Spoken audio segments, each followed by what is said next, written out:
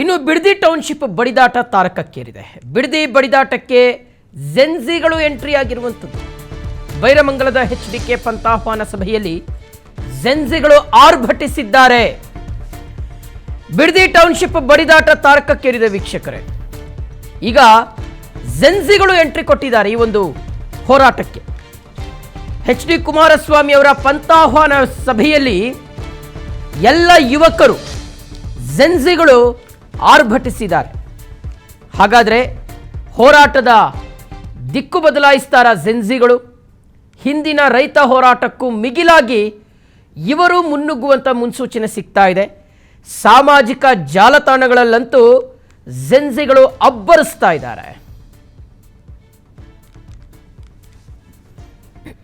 ಪರಿಸರ ದಿನಾಚರಣೆ ಏನಕ್ಕೆ ಮಾಡ್ತಾರೆ? ಗಿಡ ಮರ ಉಳಿಸು ಅಂತ. ನೀನು ಎಲ್ಲೋ ಕೂತಿರೋನ್ ಎಲ್ಲೋ ಹೋಗ್ಬಿಟ್ಟು ನೀನ್ ಗಿಡ ಹಾಕ್ಬಿಟ್ಟು ಬಂದ್ಬಿಟ್ರೆ ಅದು ತಕ್ಷಣ ನಿನ್ಗೆ ಆಕ್ಸಿಜನ್ ಕೊಟ್ಬಿಡುತ್ತಾ? ಹಂಗಿದ್ರೆ ಕೊಟ್ಬಿಡುತ್ತಾ? ಇಲ್ಲ ಇವಾಗ ಬೆಳೆದು ನಿಂತಿರೋ ಮರಗಳು ಕೊಡ್ತಾವ?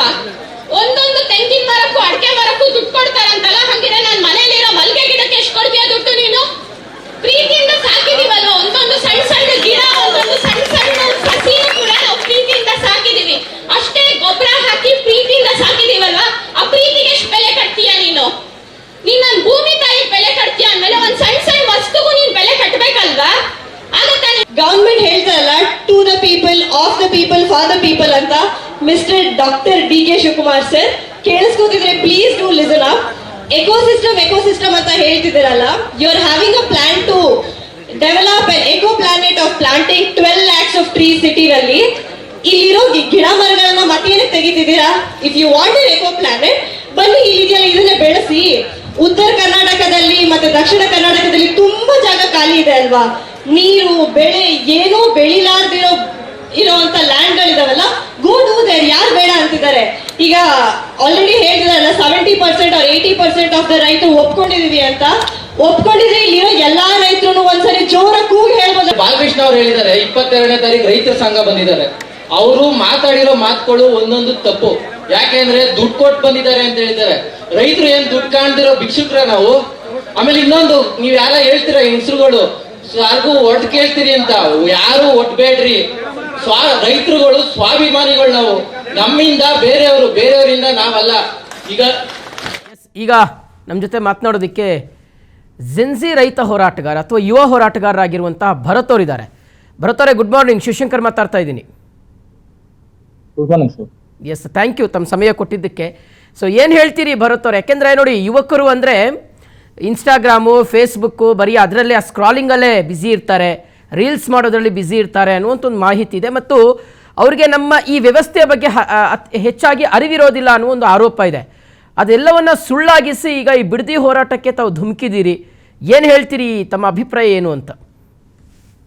ಸರ್, ನೀವು ರೀಲ್ಸ್ ಅಂತ ಹೇಳಿದ್ರೆ ಸರ್, ಆಕ್ಚುಲಿ ನಮ್ಮ ಹೋರಾಟ ಇಲ್ಲಿವರೆಗೂ ಬರ್ತಿರಕ್ಕೆ ಕಾರಣನೇ ಈ ರೀಲ್ಸ್ ಮತ್ತೆ ಯೂಟ್ಯೂಬ್ ಚಾನೆಲ್ ಮಾಡ್ತಾರಲ್ಲ, ಕಂಟೆಂಟ್ ಕ್ರಿಯೇಟರ್ ಇಂದ. ಇಲ್ಲ ಅಂದಿದ್ರೆ ನಮ್ಮ ಕಾಲ ಮುಳುಗಿಸ್ಬಿಡ್ತಿದ್ರು ಸರ್. ಇಲ್ಲ ಅಂದ್ರೆ ನಾವು ನಮ್ದು ಇಷ್ಟೊಂದು ಹೋರಾಟ ಹೊರಗಡೆ ಬರ್ತಾ ಇರ್ಲಿಲ್ಲ. ಆಮೇಲೆ 80% ಅಂತ ಹೇಳ್ತಿರಲ್ಲ ಸರ್, ಮತ್ತೆ ಆಲ್ರೆಡಿ ದುಡ್ಡನ್ನ ಇಶ್ಯೂ ಮಾಡ್ತಾ ಇದೀವಿ ಅಂತ ಹೇಳ್ತಿದ್ದಾರೆ. ಸೊ 80% ಮತ್ತೆ ದುಡ್ಡು ಇಶ್ಯೂ ಮಾಡ್ಬೇಕಾದ್ರೆ ಇವ್ರು ಹೋರಾಟ ಮಾಡೋದಂತದ್ದು ಏನಿದೆ? ರೋಡ್ ಬಂದು ಸೊ ನಾವು ಆಲ್ರೆಡಿ ಹೇಳ್ಬೇಕು ಅಂದ್ರೆ ನಾವು ಆಲ್ರೆಡಿ ಗೆದ್ದಿದ್ದೀವಿ. ಏನಕ್ಕೆ ಅಂತಂದ್ರೆ ಇವ್ರ ಹತ್ರ 80% ನಮ್ಮ ಹತ್ರ ರೆಕಾರ್ಡ್ ಇದೆ ಅಂತ ಹೇಳ್ತಾರಲ್ವಾ, ಇವ್ರು ರೆಕಾರ್ಡ್ ಇದ್ರು ನಾವು ಇವ್ರನ್ನ ರೋಡಿಗೆ ನಾವು ತರ್ಸಿದೀವಿ ಅಂದ್ರೆ ನಾವು ಅಲ್ಲೇ ಗೆದ್ದಿದೀವಿ ಅಂತ ಅರ್ಥ. ಇಷ್ಟು ಆತರವಾಗೆಲ್ಲ ಮಾಡ್ತಿದ್ದಾರೆ ಅಂದ್ರೆ ಆಲ್ರೆಡಿ ಸರ್ಕಾರಕ್ಕೆ ಭಯ ಬಂದಿದೆ ಸರ್ ನಮ್ಮ ಮೇಲೆ. ಓಕೆ, ಅಲ್ಲ ಅಂದರೆ ಇಷ್ಟು ಒಂದೂವರೆ ವರ್ಷಗಳಿಂದ ಹೋರಾಟ ನಡೀತಾ ಇದೆ.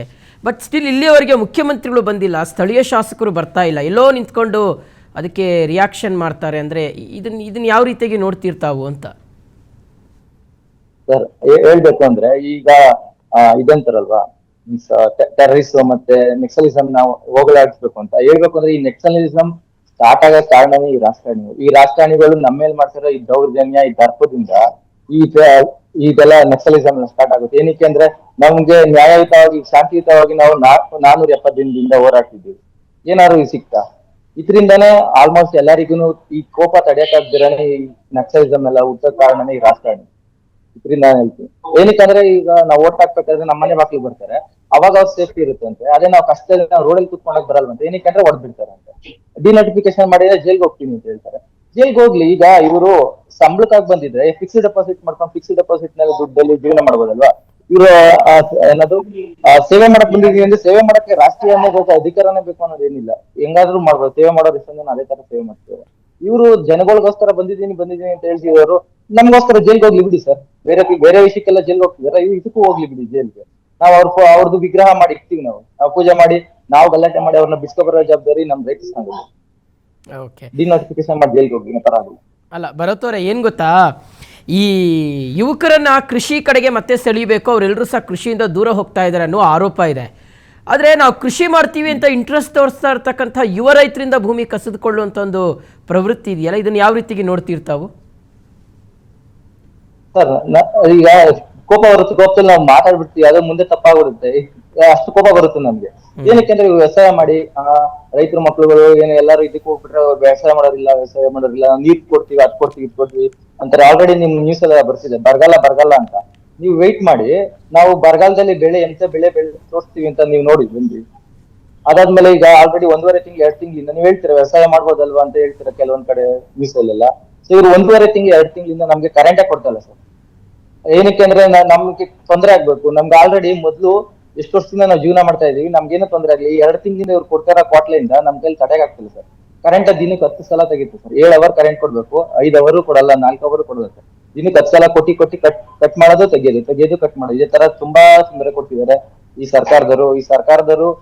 ಇಲ್ಲಿವರೆಗೂ HDK DK ವರ್ಸಸ್ HDK ಆಗಿತ್ತು. ಇನ್ಮೇಲಿಂದ ರೈತ ವರ್ಸಸ್ ಸರ್ಕಾರ ಆಗುತ್ತೆ.